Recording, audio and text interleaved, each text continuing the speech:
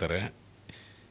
ಈಗ ಕಾಂಗ್ರೆಸ್ ಗೌರ್ಮೆಂಟ್ ಮಾಡೋದ್ರಿಂದ ಅದು ಹೆಂಗೆ ಮಾಡ್ತೀರಾ ಅಂದರೆ ನಿಮ್ಮ ತಾಕತ್ತಿದೆಯಾ ದಮ್ ಇದೆಯಾ ಅಂತ ಕೇಳ್ತಾರೆ. ನೀವು ಇದೇನು ಅನಿಸುತ್ತೆ ಇದು ನಿಮಗೆ? ಅಲ್ಲ, ಪಾಲಿಟಿಕ್ಸೇ ಆಗಿದೆ ನೋಡಿ. ನಾನು ಆಗೊಬ್ಬ ಗೆಳೆಯರ ಹತ್ರ ಮಾತಾಡ್ತಿದ್ದೆ ಇದನ್ನೇ.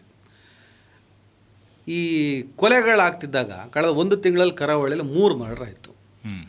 ಮೊದಲು ಕುಡುಪು ಅಶ್ರಫನ್ನು ಹೊಡೆದಾಕ್ತಾರೆ, ಅದಾದ ಮೇಲೆ ಸುಹಾಸ್ ಶೆಟ್ಟಿ ಮರ್ಡರ್ ಆಗುತ್ತೆ, ಅದಾದ ನಂತರ ಅಬ್ದುಲ್ ರೆಹಮಾನ್ನ ಹೊಡೆದಾಕ್ತಾರೆ. ಬಿ ಜೆ ಪಿ ಇಮ್ಮಿಡಿಯೇಟ್ ಒಂದು ಸ್ಟೇಟ್ಮೆಂಟ್ ಕೊಡುತ್ತೆ. ಈ ಕಾಂಗ್ರೆಸ್ ಸರ್ಕಾರ ಬಂದ ಮೇಲೆ ಲಾ ಆ್ಯಂಡ್ ಆರ್ಡರ್ ಕಂಪ್ಲೀಟ್ ನಾಶ ಆಗೋಗಿದೆ, ಕಾನೂನು ಸುವ್ಯವಸ್ಥೆ ಹದಗೆಟ್ಟಿದೆ, ಇದೊಂದು ದರಿದ್ರ ಸರ್ಕಾರ ಅಂತ ಹೇಳುತ್ತೆ.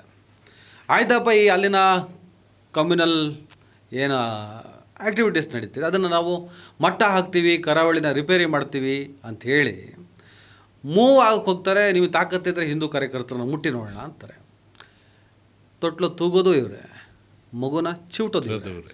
ಬಿ ಜೆ ಪಿ ದೊಡ್ಡ ಸಮಸ್ಯೆ, ಕಾಂಗ್ರೆಸ್ ಒಂಥರ ಸಮಸ್ಯೆ ಆದರೆ ಬಿ ಜೆ ಪಿ ಇನ್ನೊಂಥರದ ಸಮಸ್ಯೆ ಇದೆ.